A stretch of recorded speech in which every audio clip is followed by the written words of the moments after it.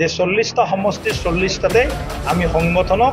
যিমান পাৰোঁ তৃণমূল পৰ্যায়ত শক্তিশালী কৰাৰ কাৰণে আমি সৰ্বোচ্চ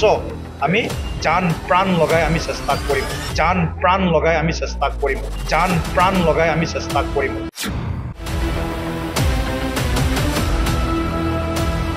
চৰকাৰৰ দিনত নিতৌ হত্যা নিতৌ ধন দাবী নিতৌ গোষ্ঠী সংঘৰ্ষ নিতৌ কাৰফিউ হৈছিল এনেকুৱা চৰকাৰ এখনহে হয়তো তেওঁলোকে আনিব বিচাৰিছে গৌৰৱ ডাঙৰীয়াই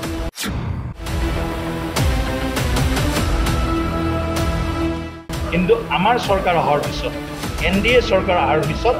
মানুহে সেই দিনবিলাক পাহৰি গৈছে হত্যা অপহৰণ ধন দাবী তাৰপিছত আপোনাৰ গোষ্ঠী সংঘৰ্ষ দলং নাই হস্পিটাল নাই ৰাস্তা নাই এইবিলাক পৰিৱেশ ৰাইজে পাহৰি গৈছে এতিয়া লাহে লাহে ৰাইজে এই কথাটোত বিশ্বাস কৰা আৰম্ভ কৰিছে যে আমাক যদি কোনোবাই আগন্তুক দিনত উন্নয়নৰ পথেৰে শক্তিশালীভাৱে আগবঢ়াই লৈ যাব পাৰিব সেই দলটো হ'ব বা সেই মিত্ৰপক্ষটো হ'ব NDA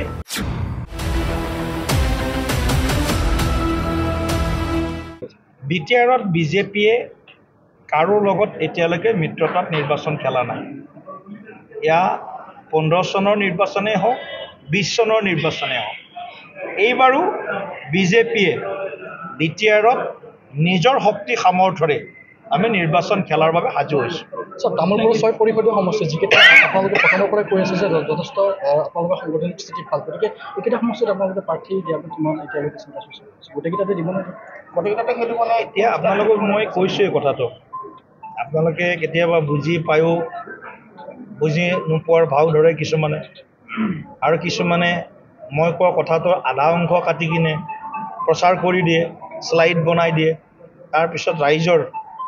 বিভিন্ন ধৰণৰ কমেণ্ট আহে গতিকে মই তেনেকুৱা কৰিছোঁ যদি আপোনালোকে দেখায় পূৰা দেখাব লাগিব সম্পূৰ্ণ মানে আনকাট দেখাব লাগিব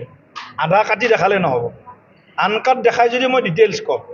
যদি আনকাট দেখাওঁ বুলি কথা দিয়ে আমাৰো হৈ আছে নহয় ৰেকৰ্ডিং হৈ আছে না আমাৰো অঁ আমাৰো ৰেকৰ্ডিং হৈ আছে গতিকে আধা কাটি আধা কথা ক'ব নোৱাৰিব গতিকে যদি কয় মই তেতিয়াহ'লে ডিটেইলছত ক'ম 40টা সমষ্টিতেই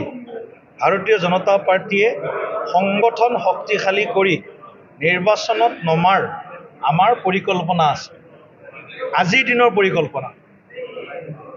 কিন্তু পৰিৱৰ্তিত ৰাজনৈতিক পৰিস্থিতি আজি জুন মাহৰ 6 তাৰিখে কি ৰাজনীতি চলি আছে BTRত আৰু অহা জুলাই মাহৰ বা আগষ্ট মাহৰ 6 তাৰিখে কি ৰাজনীতি হ'ব না আপুনি ক'ব পাৰে না মই ক'ব পাৰোঁ ৰাজনৈতিক সমীকৰণবিলাক সলনি হৈ থাকে ৰাজনৈতিক পৰিদৃশ্যবিলাক সলনি হৈ থাকে কিন্তু BTRক সেৱা কৰাৰ সংকল্পৰ সলনি নহয় BTRবাসীক সেৱা কৰাৰ সংকল্প সলনি নহয় সেইটো BJPৰ সংকল্প সেইটো আমাৰ NDA চৰকাৰৰ সংকল্প সেই সংকল্পকে আমি সন্মুখত লৈ আগবাঢ়িম কিন্তু আকৌ এবাৰ কৈছোঁ যে 40টা সমষ্টিৰ 40টাতে আমি সংগঠনক যিমান পাৰোঁ তৃণমূল পৰ্যায়ত শক্তিশালী কৰাৰ কাৰণে আমি সৰ্বোচ্চ আমি জান প্ৰাণ লগাই আমি চেষ্টা কৰিম কিন্তু সিদ্ধান্তটো আমাৰ কৰ্ণধাৰ সমিতিয়ে ল'ব সদৌ শেষত কি সিদ্ধান্ত হ'ব সেই সময়ৰ ৰাজনৈতিক পৰিস্থিতি কি হ'ব গোটেইবিলাক আকলন কৰি গোটেইবিলাক মনিটৰ কৰি গোটেই বিষয়বিলাক অবজাৰ্ভ কৰি আমি BTRবাসীৰ মাজত সমন্বয় BTRবাসীৰ মাজত একতা আৰু BTRবাসীৰ মাজত যাতে আমি উন্নয়নৰ ৰাজনীতিটোক শক্তিশালী কৰিব পাৰোঁ সেইটোতহে আমাৰ গুৰুত্ব থাকে আৰু তেওঁলোকে BJPক ঘূৰাম বুলি কৈছে কংগ্ৰেছে আজি গৌৰৱ গগৈয়ে কৈছে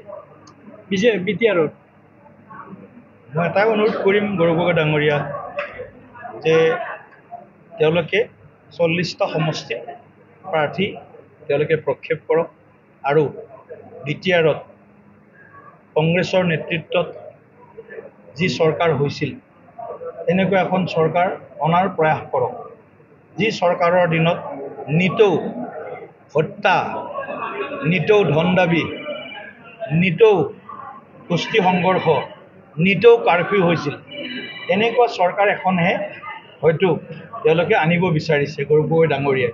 কিন্তু আমাৰ চৰকাৰ অহাৰ পিছত NDA চৰকাৰ অহাৰ পিছত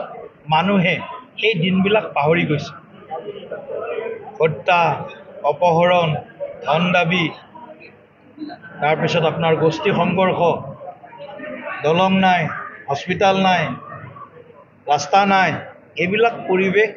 ৰাইজে পাহৰি গৈছে। এতিয়া লাহে লাহে ৰাইজে এই কথাটোত বিশ্বাস কৰা আৰম্ভ কৰিছে যে আমাক যদি কোনোবাই আগন্তুক দিনত উন্নয়নৰ পথেৰে শক্তিশালীভাৱে আগবঢ়াই লৈ যাব পাৰিব, সেই দলটো হ'ব বা সেই মিত্ৰপক্ষটো হ'ব NDA বা ভাৰতীয় জনতা পাৰ্টি।